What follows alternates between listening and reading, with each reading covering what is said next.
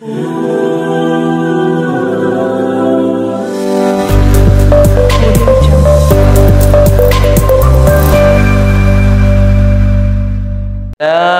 ilaha illallah Muhammadur Rasulullah. Astaghfirullah Rabbal baraya.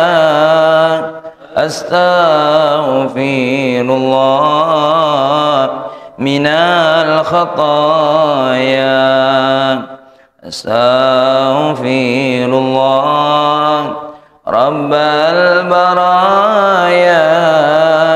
Astaghfirullah minal khataya.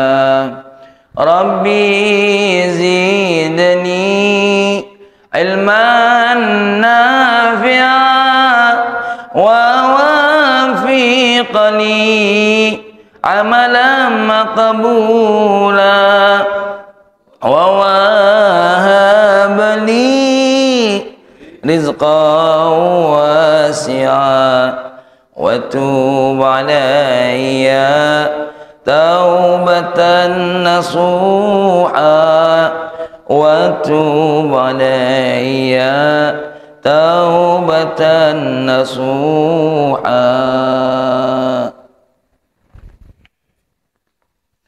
Assalamualaikum warahmatullahi wabarakatuh.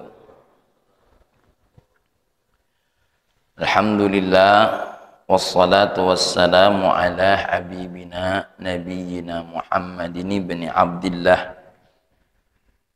Assalatu wassalamu ala nabi wa ala alihi wassahabah, amma ba'du. Qala Allah ta'ala fil Qur'anil Karim, a'udzu billahi minasy syaithanir rajim. Bismillahirrahmanirrahim.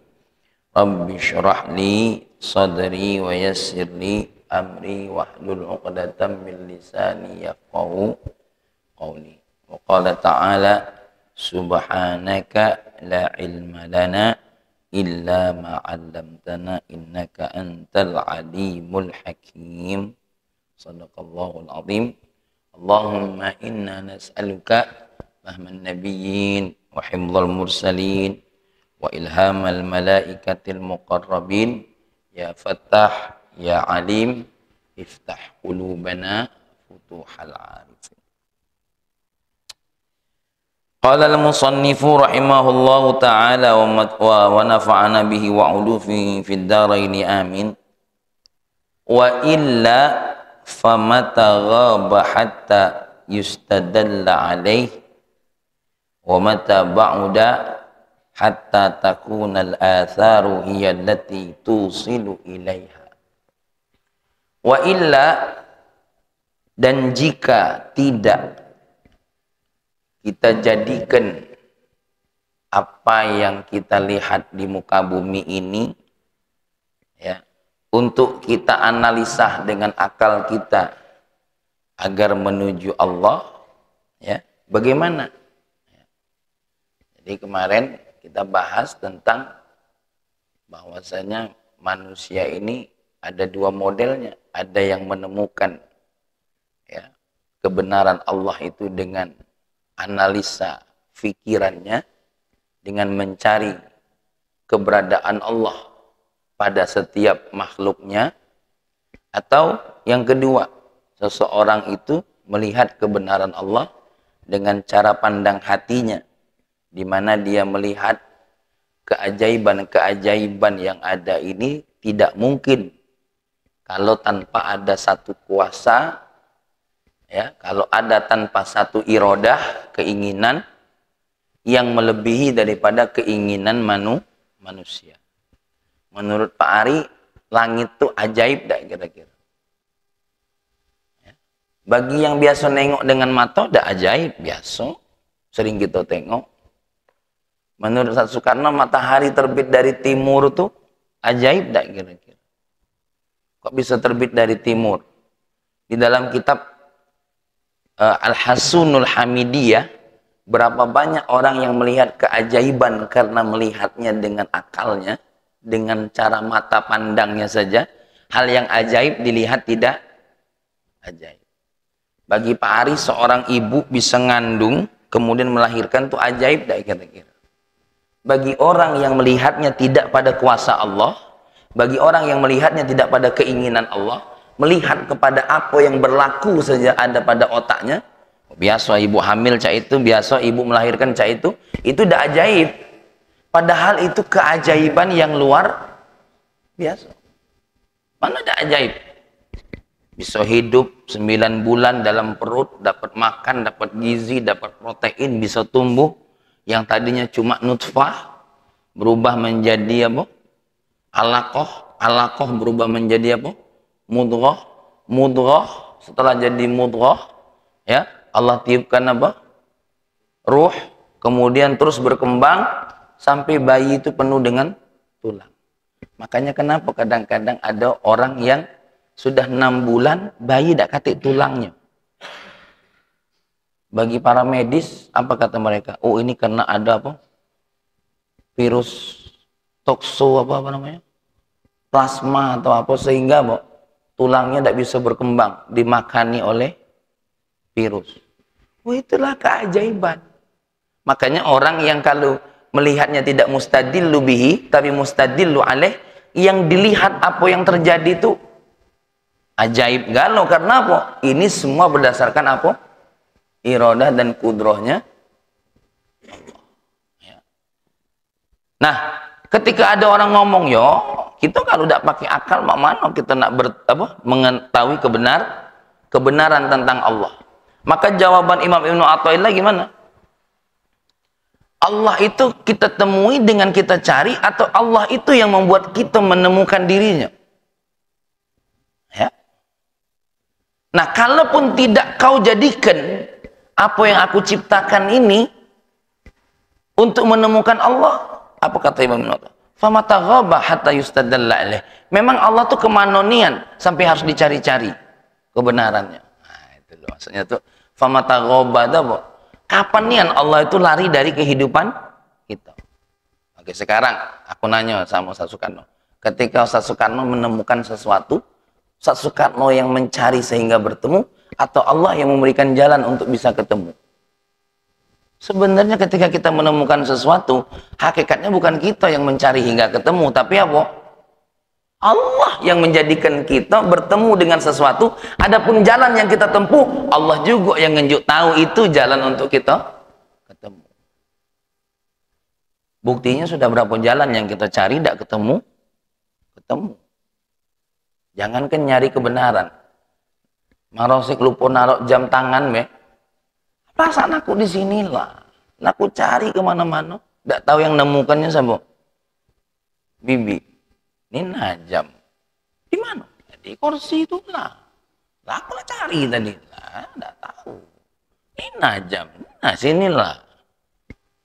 Nah, ternyata kita lewat di jalan yang sama, tidak ketemu. Ada orang yang lewat di jalan yang sama, dia yang nemukannya. Terkadang kita menemukan sesuatu tidak harus kita yang menemukannya, Dr. Topan, tapi wong lain yang menemukannya dan membawa kita untuk bertemu. Ya, ya begitulah. Jadi inilah.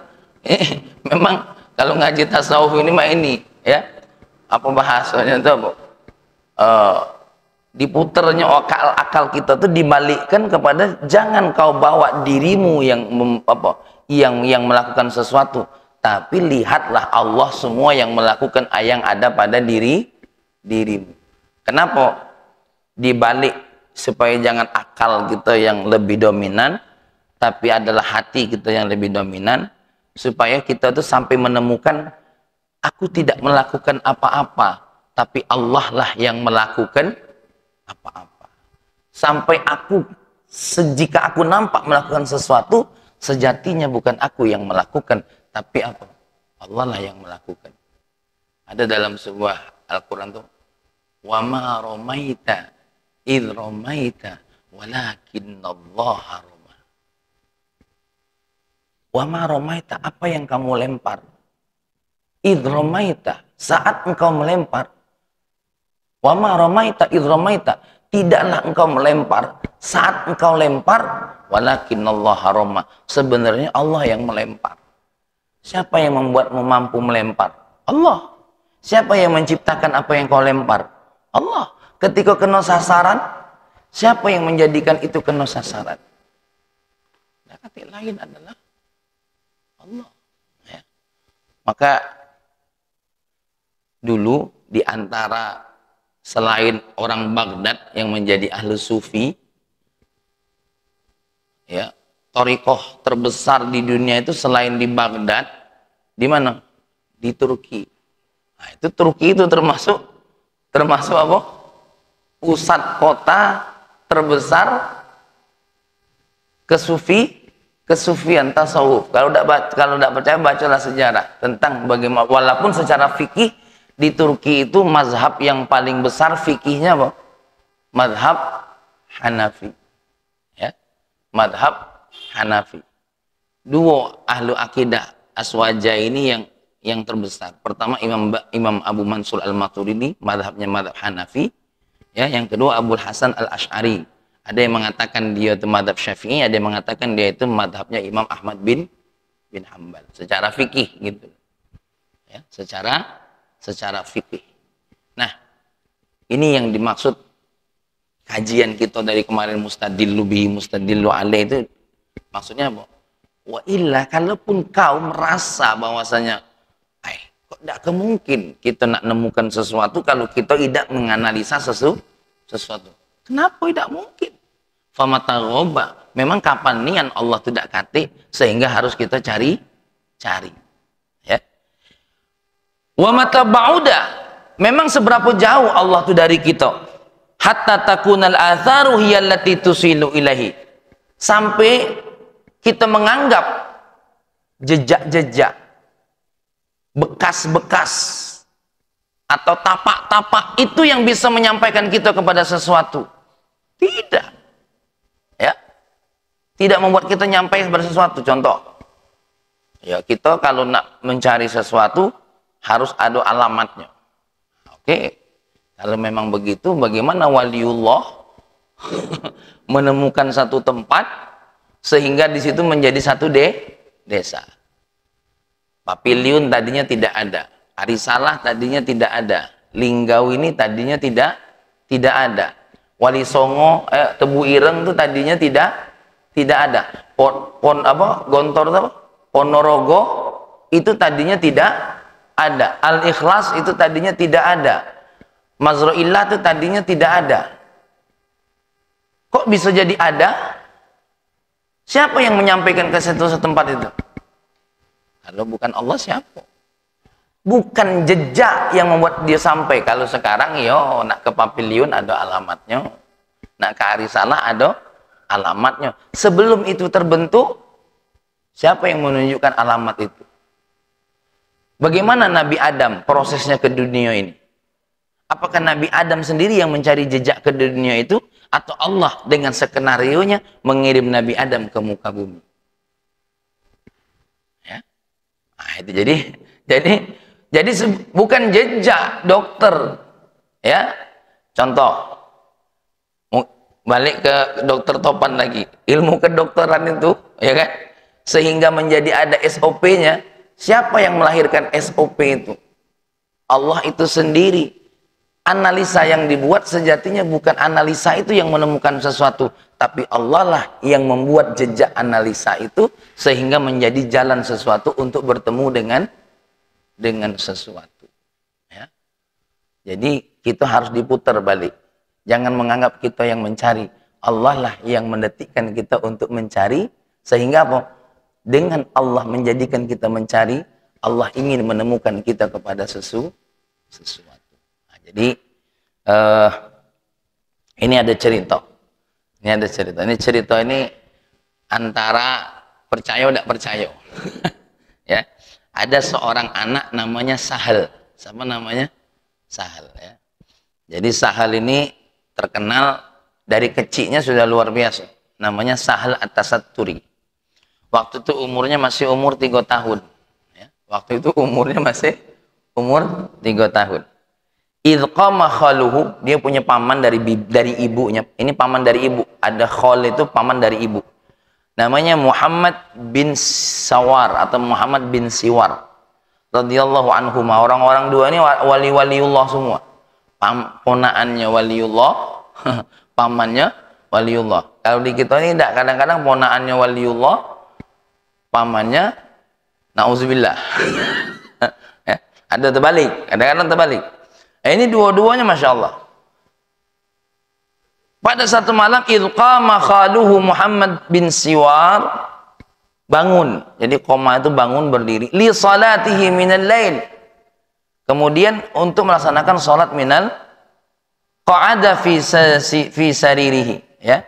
Karena ibnu yuhka anna sahlan itu umurnya 3 tahun, idh qama, saat pamannya berdiri atau bangun malam, ya, qa'ada fi saririhi yanzuru ilai. Si Sahal tadi ketika pamannya lagi sholat, dia duduk di pojok kasurnya, yanzuru ilaihi, melihat siapa? Melihat pamannya sedang sholat. Faqala lahu lailatan, maka pamannya nengok dia bangun ini, ya bunayya nam, hei anakku bangunlah, tidurlah. Faqad asghalta sirri, sungguh ketika engkau bangun ini, engkau mengganggu kerahasiaanku kepada Allah. Jadi kata pamannya, kau bangun ini ganggu apa? Seolah-olah tidak katik lagi antara aku dengan Allah ini rahasia. Kaulah nengoki terus. Ngomong kayak gitu. Padahal ini anak umur berapa? Umur 3 tahun. Kira-kira mungkin enggak Pak Ari ngomongnya anaknya yang bangun umur 3 tahun? Ngomong kayak gitu. Tapi jawab, anak ini jawab. Faqala ara'aita man tajalla liqalbihi syai'un fasajada lahu. Tidakkah engkau melihat orang yang kalau isi hatinya sedang ada sesuatu yang besar dalam jiwanya, pasti dia akan sujud kepada sesuatu yang besar dalam hatinya itu. Anak kecil ngomong, tidakkah engkau lihat orang yang kalau di hatinya sedang ada sesuatu yang besar, dia akan sanggup sujud kepada sesuatu yang ada dalam hatinya tersebut. Faqala ila mata, sampai kapan? Qala ilal abad, sampai selama-lamanya. Faqala ya bunayya nam au'ub fa inna khalaka lam yaf'al hadhihi, ya. Kemudian pamannya tadi ngomong, dem tidurlah nak. Kau tak tidur, dem duduklah. Kenapa? Aku tak faham omongan kau tuh. Ya. Jadi maksudnya apa? Aku nih duduk bangun nih, kata bayi itu apa? Bukan nak nengok kau sholat, tapi nengok siapa yang kau sujudi itu. Sehingga apa? Mataku terpana melihat apa yang engkau sujudi. Nah ini anak kecil. Ya. Anak kecil bisa berbicara seperti itu. Nah, setelah kulihat, nanti baca surah Al-A'raf ayat 172. Jadi kita ini emang terbukti, manusia ini tidak bisa lepas dari kategori siapa sih Tuhan saya. Kenapa? Karena kita itu sebelum lahir sudah dibisiki oleh Allah. Raditu billahi rabba wa bil islami dina wa Muhammadin nabiyya wa rasulah. Jadi kita tua memang dari dalam rahim ini Allah itu sudah memperkenalkan apa? Zatnya terhadap siapa?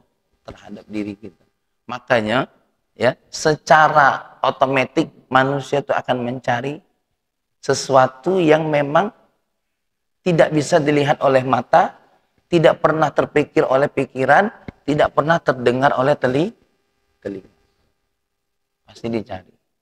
Kenapa Allah berikan kepada kita dapat bahagia kok ingin mencari bahagia yang lain?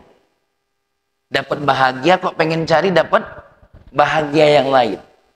Dapat seneng kok kepengen mencari dapat seneng yang lain? Ada apa ini? Ternyata Allah ingin membawa kita kepada puncak bahagia yang itulah sebenarnya kebahagiaan yang hakiki. Mamang nemu kebenaran, kepengen nemu apa? Kebenaran yang lain. Itulah namanya isyarat Rabbaniyah. apa namanya? Isyarat apa niat apa menerjemahkannya ya? Signal-signal ketuhanan. Ya. Signal-signal apa? Signal-signal ketuhanan.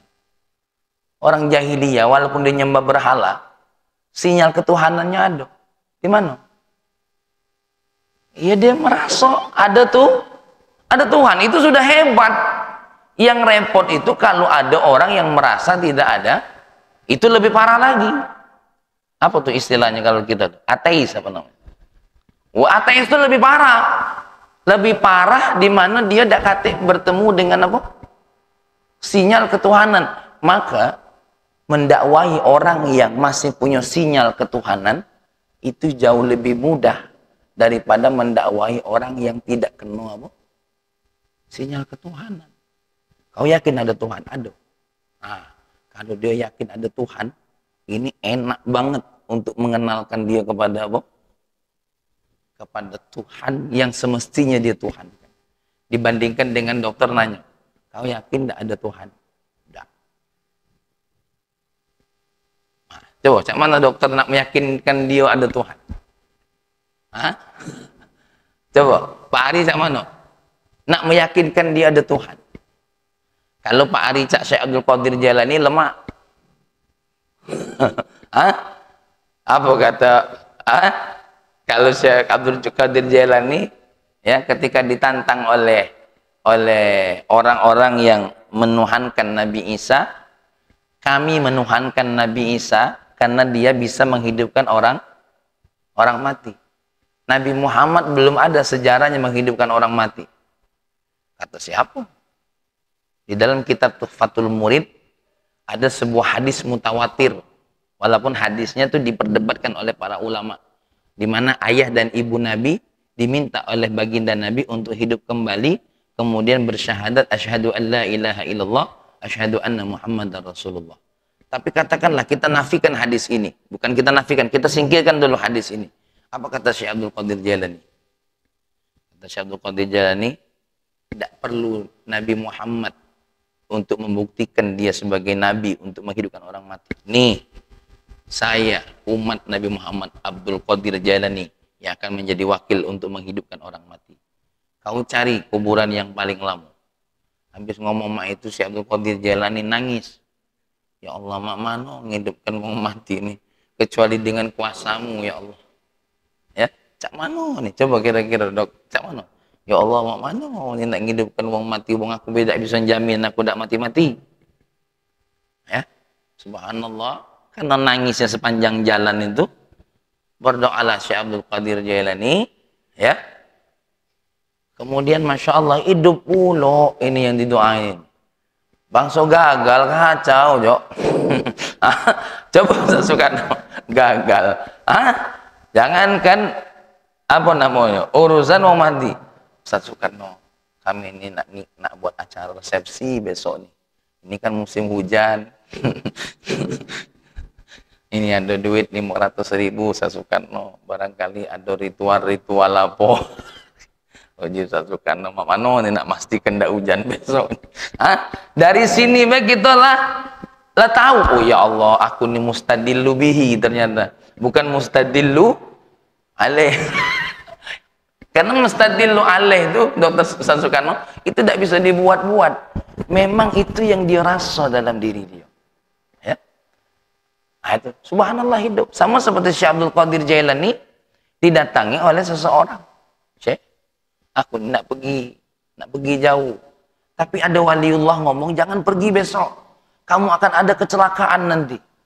Ada musibah besar kamu katanya. Jangan pergi besok. Kata Syekh Abdul Qadir Jailani, pergi besok. Kenapa? Aku yang jamin kau akan selamat. Nah, kira-kira bisa tak kita mah itu? Ya. Kalau Marosik masih jawabnya, ya tergantung kau lah. Man kau nak pergi mendak deh. Kalau nak pergi memang cuma ucap doa. Itu kita. Kenapa? Karena kita ini sering terganggu dengan apa? Analisa yang ada di otak. Syekh Abdul Qadir Jailani kenapa berkata seperti itu? Ya. Jangan usah khawatir.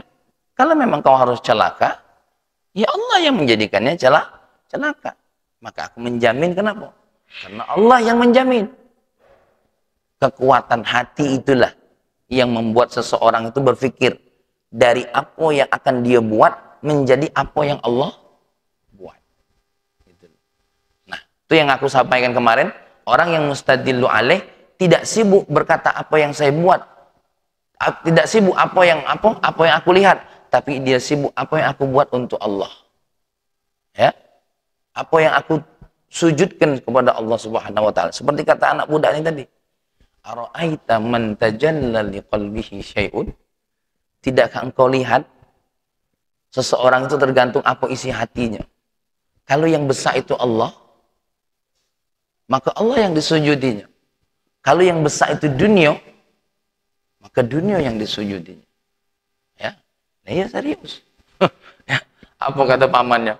Pamannya yang tingkat orang radhiyallahu anhu saja. 6, tidurlah kau, waqud atau duduk, diam. Ya, kenapa? Apa jawabannya tadi? Ya, apa? Fa inna khalaka lam yaf'am hadhihi.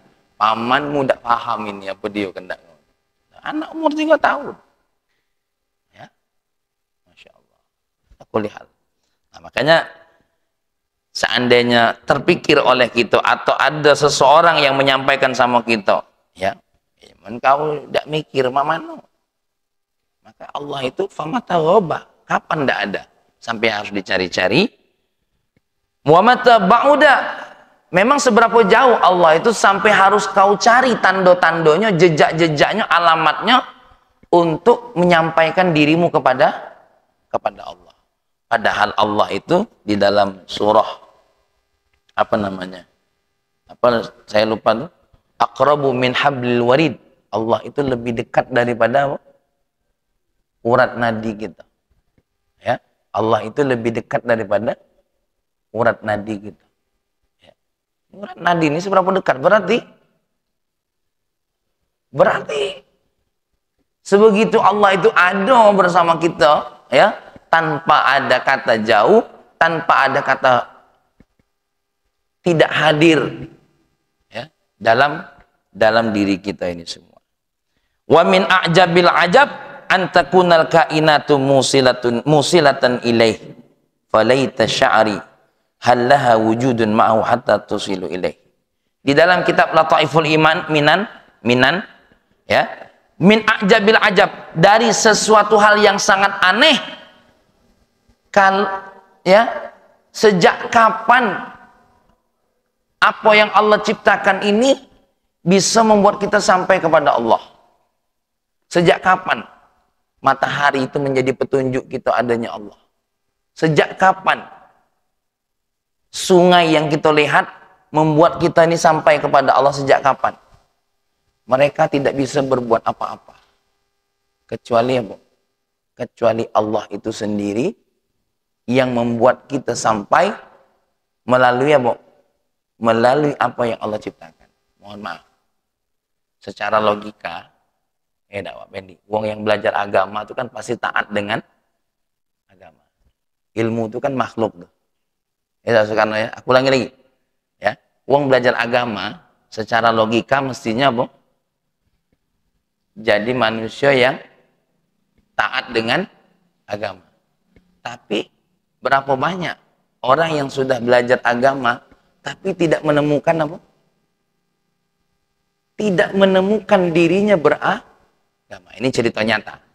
Cerita Habib Zain Baharun. Ya, Habib Zain Baharun itu kakaknya Habib Segaf Baharun, pimpinan pesantren Darul Lughah wa Dakwah Bangil. Ya, pendirinya adalah ayahnya Habib Hasan Baharun. Jadi Habib Husain apa Habib Mundir, ana lupa. Jadi dia tuh, ya Mang Rosik, duduk di samping seorang wanita yang hafal Bukhari, yang hafal Muslim, yang hafal Quran, yang sudah ngaji kitab Ihya Ulumuddin. Duduk di samping Habib tadi ngobrol, kebetulan dia bisa bahasa Indonesia atau bahasa Inggris. Habibnya juga ngerti omongan dia ini. Ternyata ilmunya tinggi. Termasuk Bulughul Maram ada di otaknya. Tapi sayang, dia tidak sampai mengucapkan asyhadu an la ilaha illallah wa asyhadu anna muhammadan rasulullah. Kok bisa Mang Rosik yang tidak hafal Bulughul Maram, yang belum pernah ngaji kitab Bukhari, yang belum pernah baca kitab Ihya Ulumuddin, hafal Quran juga juz yang terakhir, surat yang terakhir, kok bisa sampai berucap kata asyhadu an la ilaha illallah wa asyhadu anna muhammadar rasulullah. Aduh. Jadi ternyata saya suka ada orang-orang Yahudi itu yang mereka secara agama, secara keilmuan lebih cerdas dari kita yang wong muslim. Tapi kenapa mereka tidak menemukan kebenaran itu? Karena sejati yang menemukan kebenaran itu bukan ilmu yang dia pelajari. Tapi apa? Tapi Allah yang menjadikan dia untuk menemukan sesuatu. Makanya kita balik. Jadi orang tidak usah belajar. Ya, bukan mak itu. Naik tingkat maksudnya tuh. Yang tadinya mustadillu bihi, naik menjadi apa? Mustadillu alaih. Ilmu yang didapat oleh otaknya harus jatuh kemana? Ke hatinya, sehingga apa? Mustadillu alaih. Tidak sekedar mustadillu bihi. Contoh paling mudah, ya. Wong yang tahu ilmu fikih kadang-kadang sholatnya lebih sederhana daripada wong yang tidak tahu ilmu fikih. Allahu Akbar. Lewat belah takbiratul ihram kan hukumnya sunnah. Masuk Fatihah. Bismillahirrahmanirrahim. Habis Fatihah, ayo langsung ruku belah. Kenapa? Baca surat sunnah, tidak wajib. Saat ruku sekali baik. Subhana rabbiyal azimi wa bihamdi. Kadang-kadang tidak perlu nak subhana rabbiyal, subhanallah, Allahu akbar. Kenapa? Karena dia mustadillu bihi, bukan mustadillu alaih. Ada orang yang ya Allah, ya aku kalau tidak takbiratul ihram tidak sah salat aku. Nah, jadi ilmu itu kadang-kadang kalau masih mustadillu bihi membuat dia sederhana dengan Allah. Tapi kalau orang yang mustadillu alaih, walaupun berilmu seperti Imam Ghazali, orang berilmu, ahlu fikih, ahlu tasawuf, Syekh Abdul Qadir Jailani, ya, kenapa? Tetap walaupun dia tahu sunnah, ini kan sunnah, kalau aku tinggalkan rugi. Kalau wong yang mustadillu bihi, sunnah itu dilakukan berpahala, tidak dilakukan tidak apa-apa. Tapi kalau mustadillu alaih lain, sunnah itu adalah ya yang dilakukan berpahala, kalau tidak dilakukan rugi. Nah itu yang mustadillu alaih. Ya, jadi kalau yang mustadillu bihi tadi gimana cara berpikirnya? Sunnah adalah sesuatu yang kalau dilakukan berpahala, tidak dilakukan tidak apa-apa.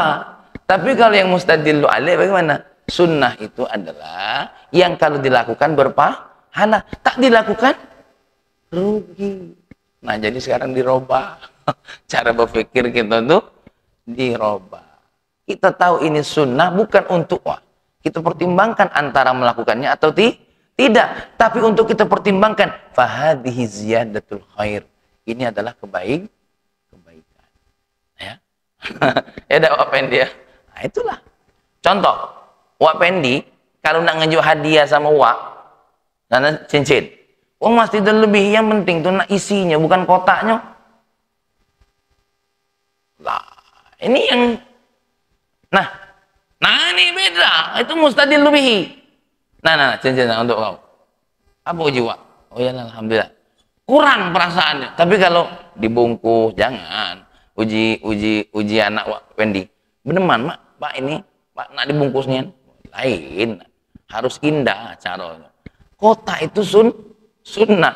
Ketika dibungkus, tidak dibungkus, tidak indah. Tapi ketika dibungkus, jadi indah. Ya. Nah inilah cara berpikir apa? Mustadillu alaih dengan mustadillu bihi itu nanti kepada apa? Kepada sikap, kepada apa? Tindakan, sampai kepada apa? Perasaan. Ya. Maka wajar kalau Sayyidina Ali ketika kena tombak, Sayyidina Ali, sini aku cabut tombaknya. Jangan, nanti nunggu aku sholat. Ya, nunggu aku sholat. Karena ketika sholat itu, aku merasakan apa? Sesuatu yang berbeda. Cuk, dicabut. Itu, sholat tidak sholat. Malah waktu nak sholat, payah nak sholat. Beneman nak sholat lagi kena tombak. Pikiran kita jangan nengok khusuknya, be. Jangan kena sholat dalam kondisi apa? Tertombak. Dalam kondisi sholat tidak kena tombak, beda khusuk. Coba pari, kan sakit gigi. Sakit gigi ini bukan tombak, ini sakit gigi. Ya, kata dokternya, kata apa aku cabut pas Pak Ari sholat, be? Apa ji Pak Ari? Aku nih mana nak khusyuk? Ini main nak sholat, be? Terganggu dengan gigi. Lihat bagaimana Sayyidina Ali tidak terganggu dengan tombaknya saat sholat. Sebegitulah kira-kira perasaan orang-orang yang mohon maaf. Makanya kita ini baru ngajinya ini, ya, belum apa? Minimal tuh apa? Minimal tuh tahu dulu. Sama seperti ibu-ibu ngumpulin menu masakan. Minimal ngumpul dulu, walaupun tidak dimasak-masak, ya. Jadilah ada catatannya. Ya, jadilah ada catatannya. Dan harapan kita nih, kalaupun tidak 100%, naik 10% jadilah, ya. Artinya bolak-balik hati ini untuk terus belajar. Alhamdulillah. Jadi itu wa min ajabil ajab antakunal kainat musilatan ilaih. Satu hal yang sangat aneh kalau seandainya kita berpikir bahwasanya harus ada jejak untuk menemukan Allah. Tidak harus ada jejak. Yang kita minta sama Allah, ya Allah temukan aku kepada sesuatu yang membuat aku untuk mendapatkan Engkau, ya. Nah, mudah-mudahan kita ini naik tingkat dari mustadillu bihi jadi mustadillu alaih, ya. Karena nanti gini, Imam Ibnu Athaillah akan berkata, ihtadar rahiluna ilaihi bi anwari tawajjuh. Orang-orang yang menuju Allah itu nanti akan dikasih oleh Allah petunjuk dengan apa? Cahaya tawajjuh. Apa cahaya tawajjuh? Kage. Ini kage ada di situ, ya. Wal wasiluna lahum anwarul muwajahah. Kalau sudah sampai, nanti dia punya cahaya muwajahah namanya. Ketika dia berproses ada anwarul tawajjuh, ketika sudah sampai ada anwarul muwajahah, ya. Ada anwarul muwajahah. Yalah, ala kulli halin, ya, insyaallah pada pertemuan berikutnya kita akan masuk kepada nasihat Imam Ibnu Athaillah, liyunfik dzu sa'atin min sa'ati alwasiluna ilaih man qadira alaihi rizqu as-sairuna ilaih, ya. Jadi akan masuk pada nasihat yang berikutnya, orang yang punya keluasan hendaklah menginfakkan keluasannya, ya. Kepada siapa? Orang-orang yang ditakari oleh Allah rizkinya. Jadi manusia itu kaget, ya Pak Pendi, ada yang dia tuh sudah sampai kepada Allah, maka orang yang sampai kepada Allah ini jangan hanya sibuk untuk urusan dirinya, baik, tapi harus sibuk ngurusi siapa? Yang cak kita ini, as-sairuna ilaih, yang apa? Yang baru nak jalan. Jadi ada yang lah sampai, ada yang baru jalan. Nah, yang baru jalan ini nak ditolong oleh orang yang siapa? Oleh wong yang sampai. Maka jangan heran seperti ulama-ulama besar, Syekh Ali Jum'ah di Mesir, Imam Sya'rawi. Mereka tuh sampai terkurus-kurus, mereka tuh sampai apa? Habis waktunya untuk duduk sama umat dalam rangka apa? Menjadi orang yang sampai kepada Allah. Nak mawak kita ini yang baru berjalan. Pak Ari tengok tak budak kecil itu, bisa tak berjalan kalau tak dituntut? Apa Pak Ari ngomong? Ayo nak, tegak nak. Kau pakai motivasi. Kau pasti tegak. Tak bisa nak disuruh. Nak dia apa? Nak dituntun. Ya, nak dituntun. Maka kita ini, terutama saya pribadi, kalau yang Israfil itu al-wasiluna ilaih, yang sudah sampai. Nah, kalau kalau Fahmi ini yang pribadi, saya pribadi, kita ini as-sairuna ilaih, yang baru nak apa? Jalan. Alhamdulillah, jalannya agak tegak dikit. Cuma masih galak terkelis. Ya. Cuma masih galak nyampak. Nah, maka kita akan belajar nanti, ya, orang-orang yang aku tidak berani nak ngomongi yang pertama ini, cuma berani yang nak ngomongnya apa? As-sairuna ilaih. Karena hanya orang-orang yang sampai, yang ngerti bagaimana perasaan sudah sampai. Ustaz Soekarno pernah tidak dengar wong cerita pernah naik Bukit Kaba, ya kan? Orang yang pernah naik Bukit Kaba, tengok cak mana dia cerita. Kaget ya, was ya, hati-hati ya. Kaget di sana tuh pas tanjakan yang kedua itu ada yang agak bahaya. Ya, yang agak bahaya tuh di situ hati-hati kau. Kau harus punya persiapan kayak gini. Kemarin aku hampir nyampak di sana. Nah itu beda, wong lah nyampe pucuk tuh cara ngomongnya beda dia. Ya, sama jangan Wak Pendi nasihatin anaknya. Nasihatin anak Wak Pendi. Nah, ayah ini punya pengalaman 1, 2, 3. Tanda wong lah lewat. Wong lah lewat itu tahu mana yang harus dinasehatin.